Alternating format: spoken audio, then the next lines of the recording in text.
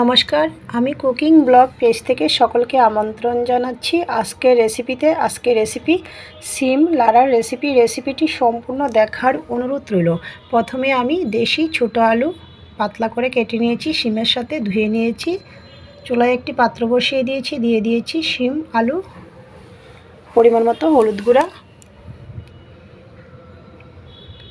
স্বাদ মতো লবণ। চুলাটা অন করে দিয়েছি।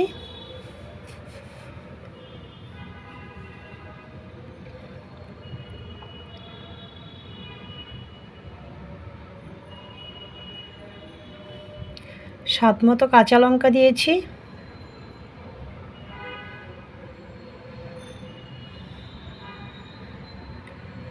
নাড়াচাড়া করে নিচ্ছি।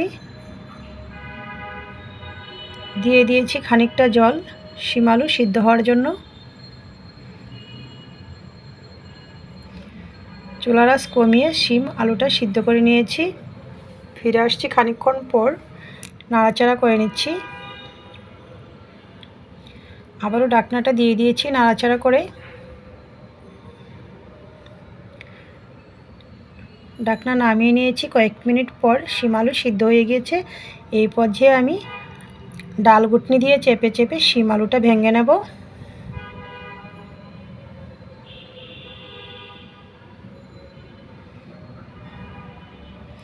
এ পর্যায়ে আমি চুলার থেকে নামিয়ে নেব। পাত্রটি ক্লিন করে আবারও চুলায় বসিয়ে দিয়েছি। দিয়ে দিয়েছি সরিষা তেল, তো আপনারা সাদা তেলেও রান্নাটা করে নিতে পারেন। দিয়ে দিয়েছি প্রথমে শুকনো লঙ্কা, লঙ্কাটা ভেজে নামিয়ে নেব।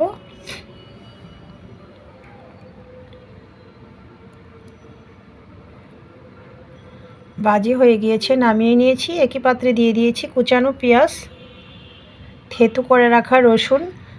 তো অনেকে আছেন রসুন পেঁয়াজ খান না, ওনাদের সাথে বলে দিচ্ছি সেম প্রসেসে পেঁয়াজ রসুনের পরিবর্তে কালো জিরা ফোড়নে রান্নাটা করে নেবেন। পেঁয়াজ রসুনটা ব্রাউন কালার হওয়ার পর দিয়ে দিয়েছি শিম আলু, নাড়াচাড়া করে নিয়েছি। এই পর্যায়ে আমি দিয়ে দিয়েছি হাতে ভেঙে শুকনো লঙ্কা ভেজে রাখা,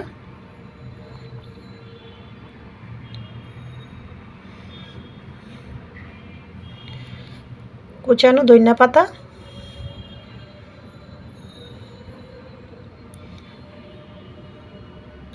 নাড়াচাড়া করে নিয়েছি। তো রেডি হয়ে গিয়েছে আমার শিম লাড়া রেসিপিটি ভালো লাগলে আমার ফেসবুক পেজটা ফলো, ইউটিউব চ্যানেলটা সাবস্ক্রাইব করুন, সাথেই থাকুন। সকলকে ধন্যবাদ।